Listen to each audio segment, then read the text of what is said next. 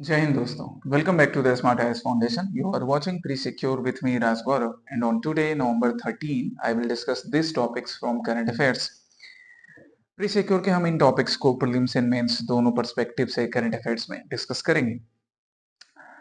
एक और बात, अभी प्री सिक्योर का सेशन थोड़ा अनटाइमली हो चुका है, इसे मैं अगले वीक से टाइमली फिर से मॉर्निंग के सेशन मॉर्निंग के टाइम में कर दूंगा, so do not worry about that. उसके लिए आप लोग परेशान ना हो।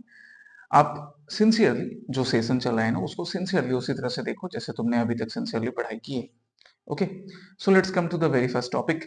पहला टॉपिक है vanadium redox flow battery. Vanadium redox flow battery clean energy से रिलेटेड एक बढ़िया इनिशिएटिव, जिसमें हम लोग लिथियम आयन बैटरी से रिलेटेड जो इश्यूज होते थे, जो प्रॉब्लम्स होते थे, उसको रिजॉल्व करेंगे। और हम बात करेंगे यहाँ पे वेनेडियम रिडॉक्स फ्लो बैटरी की। साइंस एंड टेक्नोलॉजी से रिलेटेड ये एक बड़ा इंपॉर्टेंट टॉपिक होगा। प्रीलिम्स में तो काम आएगा ही, साथ ही साथ जीएस पेपर 3 में, मेंस में भी आपके लिए इंपॉर्टेंट रहेगा।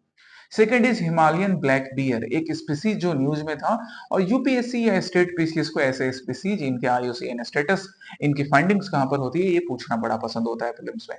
The third topic is alter magnetism. Alter magnetism again science and technology से रिलेटेड एक नया डेवलपमेंट।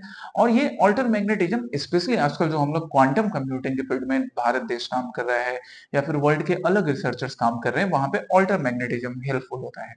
सो आपके लिए इंपॉर्टेंट है एग्जामिनेशन में। The fourth topic would be a report या फिर फाइनेंशियल सेक्टर असेसमेंट रिपोर्ट, जो कि इंडिया और इंडिया के अलावा बाकी, हम इंडिया के फाइनेंशियल सेक्टर असेसमेंट की बात करेंगे, और इंडिया के अलावा भी इंडिया किस तरह से अपने डोमेस्टिक और एक्सटर्नल फ्रंट पर अपने फाइनेंशियल कंडीशन को बेहतर कर सकता है, वो इस रिपोर्ट में देखेंगे। The fifth topic would be visual emission line coronagraph. Again a thing which is related to science and technology. आज के इस सेशन में, प्री सिक्योर के सेशन में, अराउंड 3 टॉपिक्स आपके लिए साइंस एंड टेक्नोलॉजी से रिलेटेड हैं। ये जो विजुअल एमिशन लाइन क्रोनोग्राफ है, ये स्पेस से रिलेटेड है, कि स्पेस के फील्ड में हम लोग क्या साइंस एंड टेक्नोलॉजी से रिलेटेड डेवलपमेंट कर रहे हैं। आजकल ये चीजें बहुत कॉमन रहती है, एंड दैट्स व्हाई तुम जीएस पेपर 3 के मेंस में देखोगे कि साइंस एंड टेक्नोलॉजी बहुत इंपॉर्टेंट हो चुका है। ठीक ठीक है। और कुछ उसी तरह प्रीलिम्स में भी, इसलिए हमें प्रीलिम्स मेंस दोनों को ध्यान में रखकर, चाहे वो साइंस एंड टेक है, साइंस एंड टेक में चाहे स्पेस का सेक्टर हो, या फिर इलेक्ट्रॉनिक्स या क्वांटम कंप्यूटिंग से रिलेटेड हो, ब्लॉकचेन टेक्नोलॉजी से रिलेटेड हो, वो मैं टाइम टू टाइम करवाते रहता हूँ। एंड देन उसके बाद हम प्रैक्टिस क्वेश्चन पर आएंगे, कल के प्रैक्टिस क्वेश्चन को डिस्कस करेंगे, और आज नए प्रैक्टिस क्वेश्चन देखेंगे। So come to the very first topic, the vanadium redox flow battery. जैसा मैंने इंट्रोडक्शन में बताया कि वेनेडियम रिडॉक्स फ्लो बैटरी जो है ना, ये क्लीन एनर्जी को प्रमोट कर रहा है, क्लीन एनर्जी को, और हमारी जो डिपेंडेंस थी लिथियम आयन बैटरी पे, उसको कम करने का काम कर रहा है। ये हमारा वेनेडियम फ्लो बैटरी का फीचर होता है।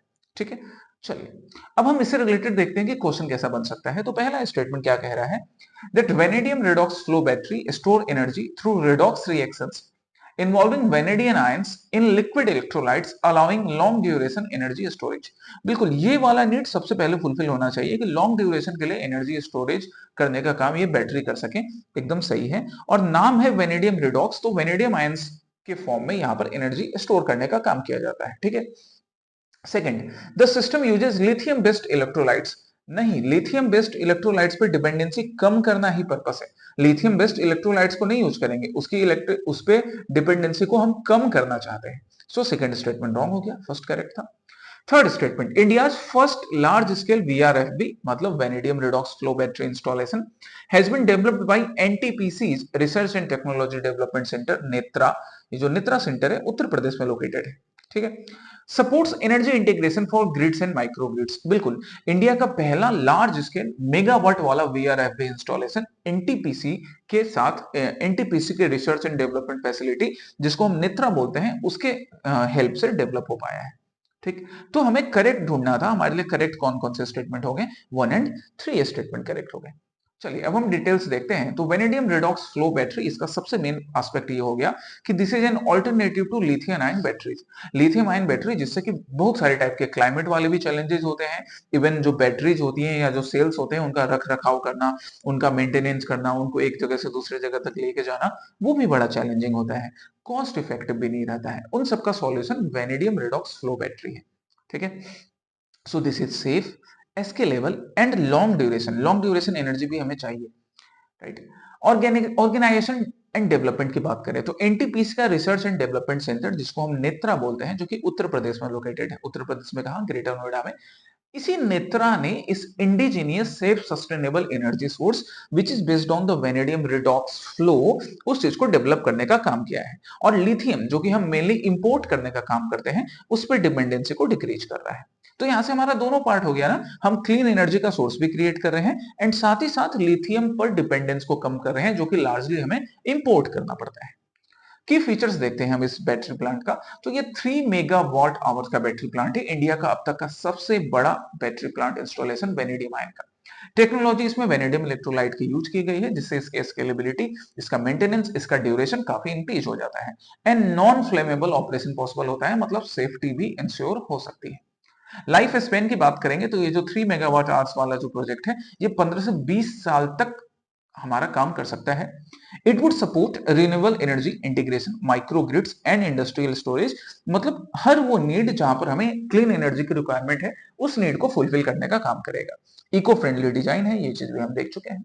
ओवरऑल सिग्निफिकेंस देखें तो क्लीन एनर्जी ट्रांजिशन के लिए, भारत को आत्मनिर्भर बनाने के लिए लिथियम हम लार्जली इंपोर्ट करके लाते हैं, तो उस लिथियम पर हमारी डिपेंडेंसी को कम करने का काम कर रहा है। ग्रिड रिलायबिलिटी बढ़ाएगा, अगर एनर्जी हम जनरेट कर पा रहे हैं तो सोलर एनर्जी, विंड एनर्जी और बाकी ऐसे जो क्लीन एनर्जी के सोर्सेस हैं वो जिस तरह से इंडिया के क्लीन एनर्जी ग्रिड में कंट्रीब्यूट करते हैं, हम वही काम यहाँ पर वेनेडियम आयन या वेनेडियम रिडॉक्स फ्लो बैटरी से कर पाएंगे। It would be sustainable, cost भी कम है, फायर सेफ है, ये सारी चीज हम देख चुके हैं, तो ये भी एक बढ़िया सिग्निफिकेंस हो गया। एंड हमारा जो एनटीपीसी का नेत्रा सेंटर है ये इसको वर्ल्ड लेवल पर एक ग्लोबल लीडरशिप प्रोवाइड करेगा, because different nations in the world they are also looking towards alternative for lithium ion battery. तो हमें हमारे नेत्रा को, एनटीपीसी के रिसर्च एंड डेवलपमेंट सेंटर को ग्लोबल पोजिशनिंग भी प्रोवाइड करने का काम करता है। दिस आर द सिग्निफिकेंस जो आप अपने मेंस के आंसर में यूज कर सकते हो। अब हम चलते हैं नेक्स्ट टॉपिक पर। नेक्स्ट टॉपिक है Himalayan black bear which was mentioned in the news Indian Express. Indian Express क्या बोल रहा है, that the Himalayan bears turn aggressive, आतामाजी सटकली। हिमालयन बियर बोल रहे हैं कि अरे आतामाजी सटकली, अब मेरा दिमाग खराब हो गया। क्यों दिमाग खराब हो रहा है? वेदर डिसरप्शन की वजह से।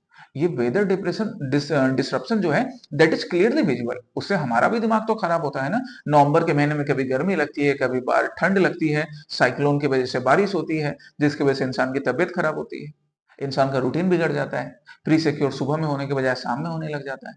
तो अतः माझी सटकली, यहाँ पर भी माझी सटकली। खैर हम हिमालयन ब्लैक बियर की बात कर रहे हैं, ये बोल रहा है कि तुम मेरे बारे में बात करो, मेरा आईयूसीएन स्टेटस बताओ। चलिए पहला statement, it is known to be arboreal and excellent swimmer. Bear है ना, स्विमर अच्छे होते हैं। वो हमारा जंगल बुक मोगली वाला एक कौन सा बियर था जो गाना गाता था, हकूना मटाटा।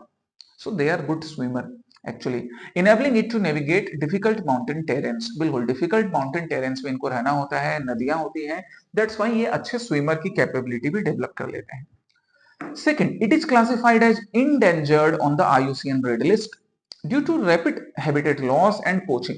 बिल्कुल पोचिंग का थ्रेट है, हैबिटेट लॉस भी कम हो रहा है जंगल कटने की वजह से, पर आईयूसीएन की रेड लिस्ट में इंडेंजर्ड नहीं है।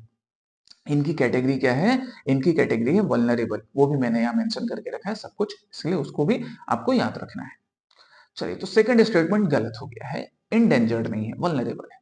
Third, it receives the highest legal protection in India under the Wildlife Protection Act 1972 and is listed in Appendix 1 of CITES। मतलब वाइल्ड लाइफ प्रोटेक्शन एक्ट के भी शेड्यूल 1 में है एंड अपेंडिक्स के sites के भी अपेंडिक्स 1 में आता है। मतलब हाईएस्ट लीगल प्रोटेक्शन इसको नेशनल लेवल पर एंड इंटरनेशनल ट्रेड लेवल पर मिला हुआ है। थर्ड स्टेटमेंट भी करेक्ट है, पर हमें ढूंढना नॉट करेक्ट था, करेक्ट नहीं ढूंढना था। तो हमारा नॉट करेक्ट कौन सा है बाबू? सी, टू ओनली। ठीक है, अब हम इनके डियर की इस ब्लैक डियर की बात कर ली, हिमालयन ब्लैक डियर का। तो ये रहा आपका हिमालयन ब्लैक डियर जो आपको ऐसे घूर रहा है। याद रखना ओमनीवोरस मैमल है, मतलब इसके ज्यादा करीब जाकर इसे तुम इसको हग करने की, गले लगाने की कोशिश मत करना, पड़ता एक चाटा मारेगा ये। आइडेंटिफिकेशन की बात करें तो इसके गले में ये जो नेकलेस देख रहे हो ना, ये एक्चुअली में नेकलेस नहीं है।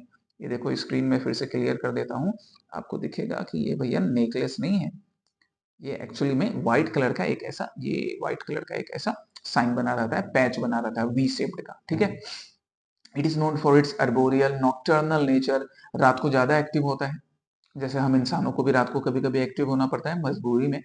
एक्सीलेंट क्लाइंबर एंड स्विमर है, that is a natural characteristic. ठीक है। विंटर के सीजन में हाइबरनेशन में जाने का काम करता था कोल्डर मंथ्स में।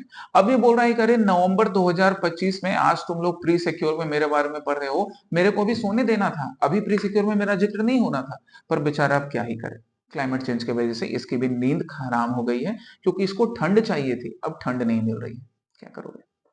बाकी हम इसकी बात करें, इसका रेंज अगर हम डिस्कस करें तो ये जम्मू कश्मीर और अरुणाचल प्रदेश इन रीजन में मिलेगा। मतलब इसको हाई एल्टीट्यूड रीजन में रहना पसंद होता है। The great Himalayan national park इसके, जो कि हिमाचल प्रदेश में है, right, it is one of its protected refuge, वहां पे ये आपको सुरक्षित मिलेगा।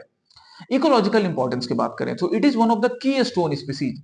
की स्टोन मतलब वैसा स्पीसीज जिनका एग्जिस्टेंस बहुत जरूरी है, क्योंकि इनके एग्जिस्टेंस से हम बाकी भी इकोसिस्टम के प्रोटेक्शन को देख सकते हैं।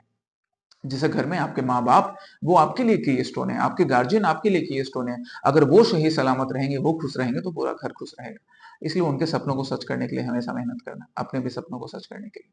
फॉरेस्ट रीजनरेशन का काम करता है, कैसे? ये ढेर सारा खाएगा, फिर इधर उधर घूमकर पोटी करेगा, और वो जो पोटी करेगा उसमें सीड्स होंगे, जिससे सीड्स डिस्पर्सल होता है। ये भी की स्टोन होने का एक रीजन है। पेस्ट कंट्रोल करने का भी काम करता है, क्योंकि ओमनीवोरस है ना, ये पेस्ट को भी कभी कभी खा जाता है। So that's why it also shows the health of Himalayan eco-forest system, and it makes him a indicator species, इसलिए indicator species भी है। कंजर्वेशन स्टेटस हम देख चुके हैं कि वल्नरेबल है, schedule 1 of wild life protection act and appendix 1 of sites, मतलब हाईएस्ट लेवल ऑफ प्रोटेक्शन इसको मिला हुआ है। नेक्स्ट हम चलते हैं ऑल्टर मैग्नेटिज्म। ऑल्टर मैग्नेटिज्म एक फेनोमेनन, द हिंदू फिर से इसके बारे में बोल रहा है। ये हमने पहले भी डिस्कस किया था, अगेन फिर से न्यूज में आया तो हमें पढ़ना जरूरी है, क्योंकि द हिंदू बोल रहा है कि update in text book is required. Why? Because alter magnetism emerges as a new class of magnetic order. अभी तक हमारे स्कूल के टेक्स्ट बुक में जो मैग्नेटिक ऑर्डर बताया गया था, उसके कंपैरिजन में या उसमें एक एडिशन करने की जरूरत है, कि एक नया मैग्नेटिक बिहेवियर स्टडी करने को मिल रहा है, जिसको ऑल्टर मैग्नेटिज्म बोलते हैं। क्या है ऑल्टर मैग्नेटिज्म? पहला statement, alter magnetism is a state where atomic spins alternate in linear pattern. Actually ना, ये लीनियर पैटर्न को नहीं फॉलो करते हैं, इसलिए हम इनको ऑल्टर मैग्नेट्स भी बुलाते हैं, right. Creating a strong external magnetic field, again wrong, external magnetic field भी नहीं क्रिएट करते हैं। पहला स्टेटमेंट पूरी तरह से रॉन्ग हो गया। Alter magnetism has potential application in quantum computing, spintronics and advanced sensing technologies। बिल्कुल, ये जो भी नए नए डेवलपमेंट हो गए ना, इन इमर्जिंग टेक्नोलॉजी में बिल्कुल हेल्पफुल होता है। तो करेक्ट स्टेटमेंट स्टेटमेंट 2 था, बट ढूंढना हमें इनकरेक्ट स्टेटमेंट है। आंसर क्या होगा? 1 ओनली। ये करेक्ट इनकरेक्ट के बीच का डिफरेंस याद करो। आज भी मैंने क्लास में बताया था, और तुम लोगों ने ये कबूल भी किया था ना, कि हाँ सर, हमें कबूल है कि हम ये गलती करते हैं क्लास टेस्ट में। तो ऐसी गलती ना हो, दैट्स वाई ये हम मेंशन करते हैं क्वेश्चंस में अपने। ठीक है। सो ऑल्टर मैग्नेटिज्म एक नए टाइप के बिहेवियर को शो करता है, right. It exhibit opposite spins. जो हमारा नेचुरल जो मैग्नेटिक फील्ड्स होता था, लीनियर मैग्नेटिक फील्ड्स, उसके अपोजिट स्पिन शोकेस करने का काम करता है। It also shows no external magnetic field. जो रेगुलर मैग्नेट्स सॉरी, लगता है खांसी हो रही है, च्यवनप्राश खाना पड़ेगा, डाबर का च्यवनप्राश, झंडू का भी खा सकते हैं, डाबर का, झंडू का, पतंजलि का, तीनों का मार्केटिंग कर दिया मैंने। रेगुलर मैग्नेट जो होते हैं ना हमारे, वो एक्सटर्नल मैग्नेटिक फील्ड शो करते हैं। जैसे सिंपली एक रेगुलर मैग्नेट तुम लाके अपने बेड पर रखो, अपने टेबल पर रखो, तो एक्सटर्नल मैग्नेटिक फील्ड की वजह से ना वो आसपास के मेटेलिक चीजों को अट्रैक्ट करेगा। बट हमारे जो ऑल्टर मैग्नेट्स होते हैं, ये एक्सटर्नल मैग्नेटिक फील्ड नहीं शोकेस करते हैं, and that is one of the main reason because of which in emerging technologies like quantum computing and other such emerging field, इनका यूज पॉसिबल हो पाता है। ठीक है, ये ऑल्टर मैग्नेटिज्म का एक सबसे सबसे रिक्वायर्ड कैरेक्टरिस्टिक है, याद रखना इस चीज को। चलिए, अब हम इसके डिस्टिंक्टिव फीचर्स को बात कर ले तो जीरो एक्सटर्नल मैग्नेटिज्म, ये सबसे इंपॉर्टेंट पार्ट हो गया। स्पिन पोलराइज्ड करंट्स भी, they can generate spin based electric currents which are useful in spintronics। कभी हम डिस्कस करेंगे spintronics को डिटेल में। अभी आप ऐसा समझिए कि जो हमारे ऑल्टर मैग्नेट्स हैं, ये ना स्पिन बेस्ड इलेक्ट्रिक करंट्स को जनरेट करने का काम करते हैं, and this spin based electric currents are helpful in spintronics. मैं इसको डिटेल में अगले प्री सिक्योर में बिल्कुल डिस्कस कर दूंगा। दूसरा अल्ट्रा फास्ट रिस्पॉन्स होता है, and for this ultra fast response हमें इमर्जिंग टेक्नोलॉजी में नीड है।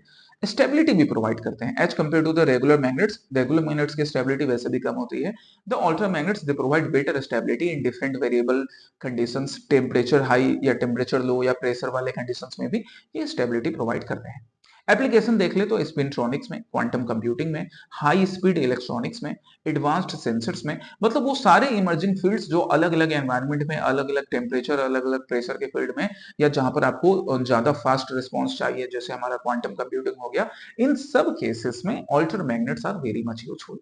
दैट्स वाई ये हमेशा न्यूज में बने रहेंगे। आज भी हमने डिस्कस किया है, हो सकता है हम आगे फिर से करें, बस आपको बार बार रिवाइज करते जाना है। The next thing is financial sector assessment report. Financial sector assessment report. The Hindu यहाँ पर एक रिपोर्ट की बात कर रहा है, जहां पे हमारी दीदी ममता दीदी का वेस्ट बंगाल, गुरुदेव का वेस्ट बंगाल, दादा का वेस्ट बंगाल क्या बोलता है, that India to provide further impetus, West Bengal नहीं, Mamata didi, world, W B माने वर्ल्ड बैंक है ना, दीदी नहीं, दीदी का वेस्ट बंगाल वंदे मातरम में आएगा, वर्ल्ड बैंक है यहाँ पे, डब्ल्यू बी माने world bank, not West Bengal. तो डब्ल्यूबी क्या बोल रहा है, वर्ल्ड बैंक क्या बोल रहा है इंडिया को, to provide further impetus to financial sector reforms to achieve 2027 vision. World bank, WB माने यहाँ वर्ल्ड बैंक, ममता दीदी नहीं है, दादा वाला नहीं है बंगाल है, गुरुदेव वाला बंगाल नहीं है, वो वंदे मातरम वाला है, कल वाले प्रीसिकर के प्रैक्टिस कोर्स में था ना, वहां पर है दीदी का बंगाल। खैर यहाँ आइए, तो यहाँ पे वर्ल्ड बैंक भारत सरकार से क्या बोल रहा है कि you should have more financial sector reforms, जिससे कि आप अपने 2027 का जो आपने विजन रखा है ना, उसको आप हासिल कर सकें। ठीक है, चलिए पहला स्टेटमेंट क्या, the financial sector assessment is a joint initiative of the international monetary fund and the world bank which was launched in 1999। एकदम सही स्टेटमेंट है कि ये आईएमएफ एंड वर्ल्ड बैंक का जॉइंट इनिशिएटिव है। The FSA Financial Sector Assessment Report evaluates the resilience and inclusive of both formal and informal financial institutions within the country. Formal financial institutions like banks and informal financial institutions, इन दोनों की inclusiveness को, इन दोनों के resilience को, इन दोनों की working को study evaluate करने का काम FSA करता है। सही है। Third statement, it aims to assess how financial system contribute to sustainable and inclusive growth while while minimizing climate and trade related risk। Actually climate risk को नहीं कवर करने का काम करेगा। ये हमारे financial institutions, formal and informal financial institutions के risk को बिल्कुल मिनिमाइज करता है, बट क्लाइमेट रिलेटेड नहीं। सो थर्ड स्टेटमेंट इस वजह से रॉन्ग हो गया। इस बार हमें करेक्ट ढूंढना था। आंसर क्या, 1 and 2 ओनली। अब डिटेल्स देखते हैं हम एफएसए रिपोर्ट का। तो it is launched jointly by IMF and world bank, जो किसी भी कंट्री की overall financial stability, the resilience, institutional soundness को चेक करता है। इसके लिए इसको दोनों चीजों की, formal financial institutions and informal financial institution को स्टडी करने की जरूरत पड़ती है। ऑब्जेक्टिव एफएसए का क्या है, डिफरेंट नेशंस को उनके सस्टेनेबल इंक्लूसिव ग्रोथ में सपोर्ट करना, उन नेशंस में रेजिलियंस डेवलप करना, फाइनेंशियल इंस्टीट्यूशंस में डेप्थ इंक्रीज करना, ताकि जो सोशल इकोनॉमिक कंडीशन है देश का, उसमें अलग अलग जो ग्रुप है इकोनॉमिक क्लासेस के अकॉर्डिंग, वहां तक फाइनेंशियल सर्विसेज पहुंच सके and overall financial services inclusive nature का हो। ये वर्ल्ड बैंक का, आईएमएफ का वैसे भी एक ऑब्जेक्टिव रहता ही है। स्कोप एंड मेथोडोलॉजी क्या अडॉप्ट किया जाता है, इसमें bank, non banking financial institutions, companies, insurance sectors, capital markets, payment system, इन सारी चीजों को इंक्लूड किया जाएगा, फॉर्मल एंड इनफॉर्मल दोनों।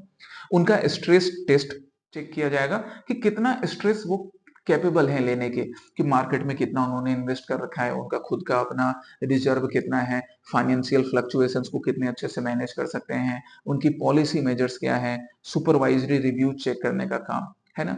इवेल्युएशन जो है ना 5 से 7 इयर्स के इंटरवल पे करने का काम किया जाता है एंड उसके बेसिस पे कुछ पॉलिसी रिकमेंडेशंस देता है। क्या policy recommendations, credit risk management को बेहतर करने का, रिस्क फ्रेमवर्क को और इंप्रूव करने का, सेल्फ रेगुलेटरी ऑर्गेनाइजेशन जो होते हैं ना उनको स्ट्रेंथन करने का रिकमेंडेशंस, क्रेडिट इनहेंसमेंट करने का, सिक्योरिटाइजेशन प्लेटफॉर्म्स को प्रमोट करने का। मतलब ओवरऑल किसी भी देश के formal and informal financial sector को देखो चाहिए क्या क्या, कि वहां पर ना जो भी रिस्क मैनेजमेंट फैसिलिटी है क्रेडिट से रिलेटेड वो बेहतर हो सके, सेल्फ रेगुलेटरी ऑर्गेनाइजेशन जो है वो इंडिपेंडेंट हो, और साथ ही साथ उनमें वर्ल्ड के चेंजिंग फाइनेंशियल नीड के अकॉर्डिंग या डोमेस्टिक चेंजिंग फाइनेंशियल नीड्स के अकॉर्डिंग उनका एम्पावरमेंट हो सके, क्रेडिट फैसिलिटी और इनहेंस हो सके, सिक्योरिटाइजेशन भी हो सके उन प्लेटफॉर्म का। ये मेन पॉलिसी रिकमेंडेशंस होते हैं हमारे फाइनेंशियल सेक्टर असेसमेंट रिपोर्ट के। अब हम प्रेजेंट 2025 में जो रिपोर्ट आया है उसकी बात कर लेते हैं। सो 2025 का जो हमारा रिपोर्ट है ना, वो क्या बोल रहा है, वो देखो कुछ चीजों पर फोकस कर रहा है। क्या? The financial stability and reform success, कि भारत ने फाइनेंशियल स्टेबिलिटी बेहतर तो की ही है। इसके लिए आरबीआई के जो टाइटर सुपरविजन है, आरबीआई ने अपने सुपरविजन जो टाइट किए हैं, the contribution goes to it. हालांकि यहाँ पर इन्होंने ये नहीं देखा कि आरबीआई के कई टाइटर प्रोविजंस की वजह से आम जनता को तकलीफ होती है। खैर, आम जनता की बात कौन ही करे, छोड़ो उसको। देन रेगुलेटरी स्ट्रेंथनिंग भी अगेन आरबीआई की तारीफ की जा रही है कि RBI has made strong regulatory frameworks, जिससे कि risk taking capabilities of this financial institutions have been improved, even their workings have been improved. Digital financial inclusion, ये बिल्कुल तारीफ काबिल की बात है, काबिल तारीफ वाली बात है, तारीफ काबिल नहीं, काबिल तारीफ है कि इंडिया का जो यूपीआई या आधार एंड जनधन इनिशिएटिव्स है, they have really set a global benchmark. This is really commendable of the present government and the people those who are involved in this. And then capital market expansion, कि India का जो capital market size है ना, वो काफी बढ़िया grow किया है। 144% टू 175% ऑफ जीडीपी है ये इंडिया का कैपिटल मार्केट साइज। चलिए, ये की हाइलाइट्स थे, इनको हमें इतना ही बस जानना है, ये पॉइंट्स याद रखने हैं। नेक्स्ट टॉपिक पर हम चलते हैं। नेक्स्ट टॉपिक है visible emission line visible emission line coronagraph. Visible emission line coronagraph जो है, मैंने शुरू में जब इंट्रोडक्शन मैंने दिया था तो बताया था कि स्पेस सेक्टर से रिलेटेड है। आप यहाँ देख सकते हो जो आदित्य L1 मिशन है हमारा, now it is getting close look at eruptions from the sun. Aditya L1 mission sun के इरप्शंस को थोड़ा क्लोजली अब मॉनिटर कर पाया, किसके हेल्प से? इसके हेल्प से। पहला statement, the VELC was developed by the Indian Institutes of Astrophysics and is capable of imaging the solar corona as close as 1.05 solar radii।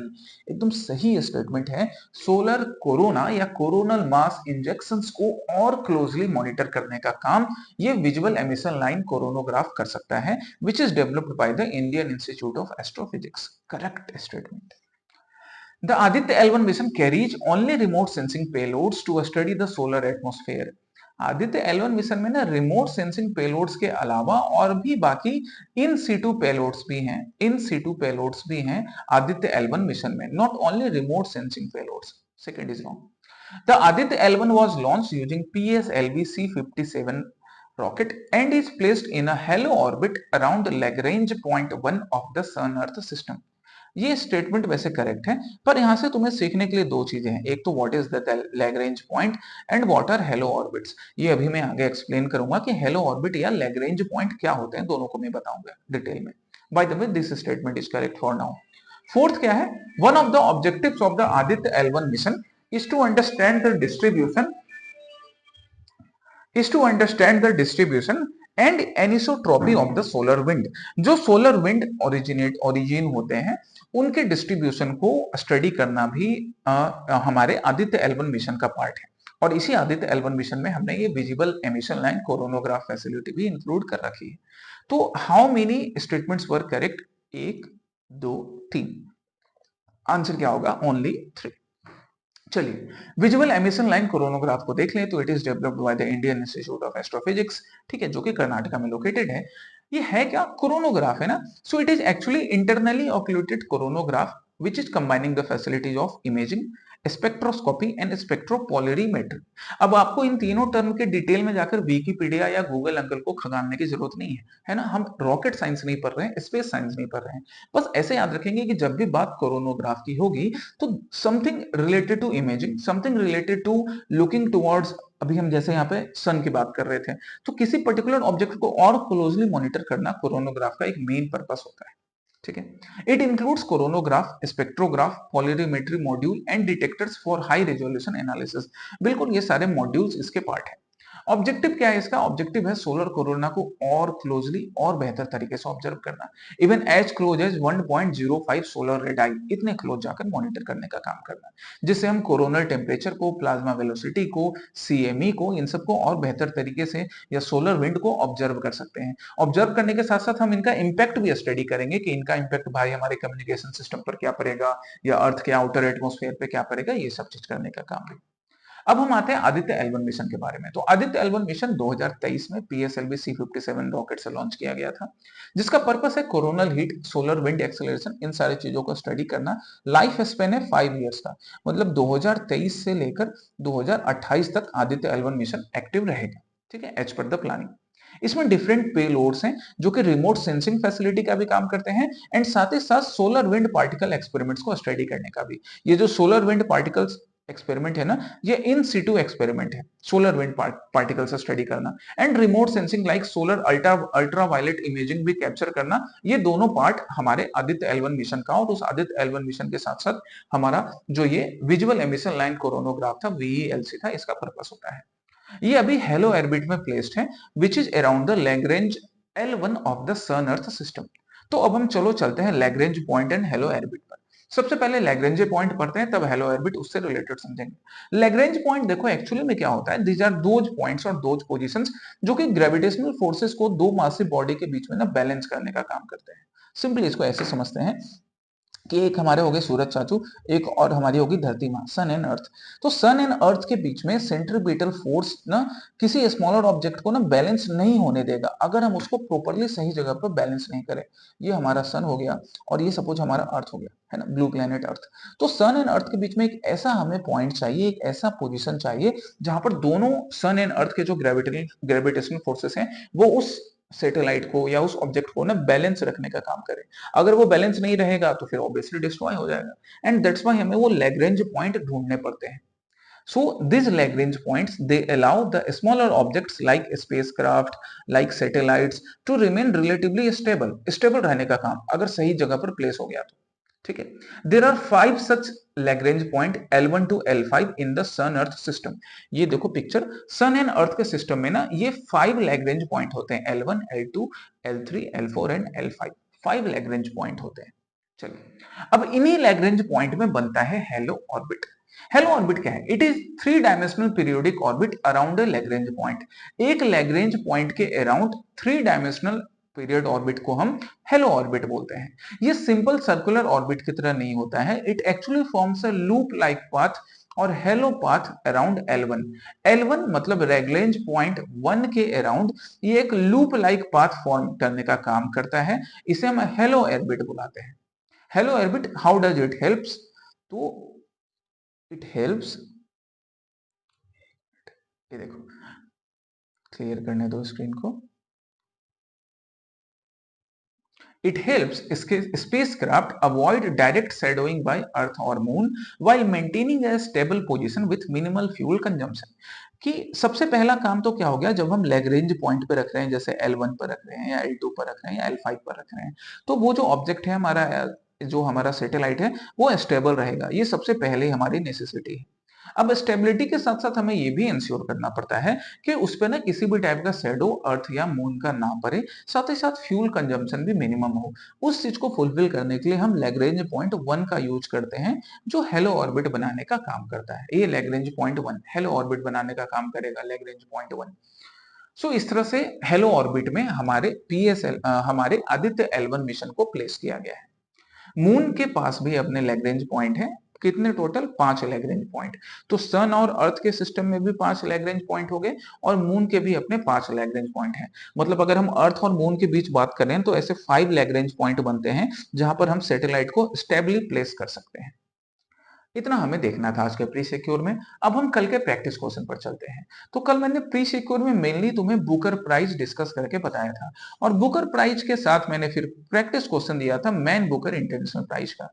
आज मैंने कमेंट सेक्शन में भी एक कमेंट देखा कि सर अभी तो रिसेंटली मुश्ताक बानो मैम को भी बुकर इंटरनेशनल प्राइज से सम्मानित किया गया। तो वो क्या था? तो बाबू, वो इंडिया में पब्लिश हुआ था ना, कन्नड़ वर्क था ना, जिसका दीपा भास्ती मैम ने क्या किया, किसमें ट्रांसलेशन किया? इंग्लिश में ट्रांसलेशन किया।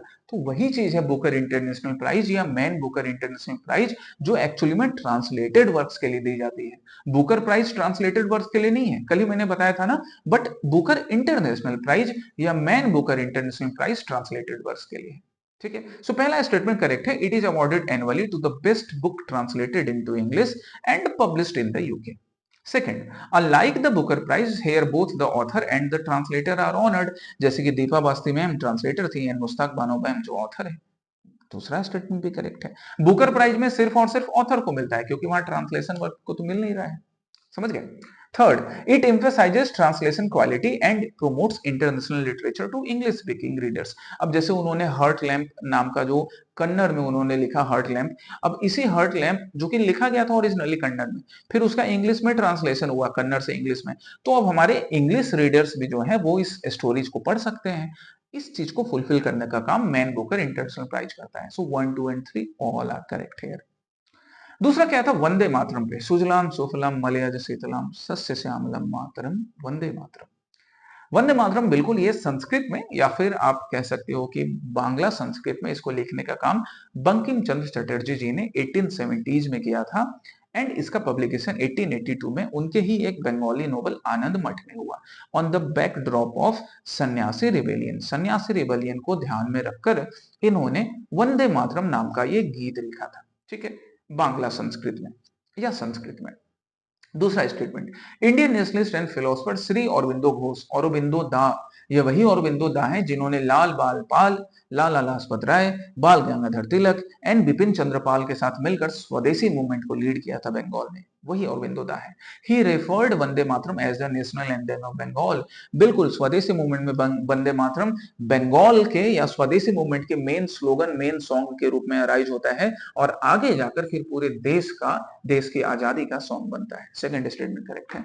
Third, the first two verses of the poem were adopted as the national song of India in the 1937 session of the Congress. 1937 का जो सेशन होता है कांग्रेस का, उस सेशन में Pandit Jawaharlal Nehru was the president in this session. इसी सेशन में डिसाइड किया गया था कि इसके पहले दो स्टेंजा नेशनल सॉन्ग के रूप में अडॉप्ट किए जाएंगे और यही चीज बाद में फिर आजादी के बाद जब हमारा कॉन्स्टिट्यूशन कंप्लीट हो रहा था तब भी अडॉप्ट किया गया। सो तीनों स्टेटमेंट करेक्ट हैं, 1 2 एंड 3। अब ये रहा आपके आज के लिए प्रैक्टिस क्वेश्चन नासा के एस्केपेड के ऊपर, ये न्यूज में था, स्पेस टेक्नोलॉजी से रिलेटेड, और दूसरा है किंग ऑफ भूटान से रिलेटेड। अभी हमारे honourable prime minister Shri Narendra Modi Bhutan गए थे भूटान के किंग के बर्थ एनिवर्सरी फेस्टिवल में सेलिब्रेट करने के लिए। सो उनसे रिलेटेड ये दोनों आपके आज के प्रैक्टिस क्वेश्चन हो गए। कल हम लोग प्री सिक्योर में फिर से मिलेंगे। अच्छा, एक और बात, ये सेशन अभी जब मैं अपलोड करूंगा, स्ट्रीम होगा, तो शायद 14 नवंबर हो चुका होगा। तो आप सबको चिल्ड्रंस डे, बाल दिवस की भी हार्दिक शुभकामनाएं। बाल दिवस बिल्कुल मनाइए पर अपनी पढ़ाई भी जारी रखिए। So take care, study well, जय हिंद।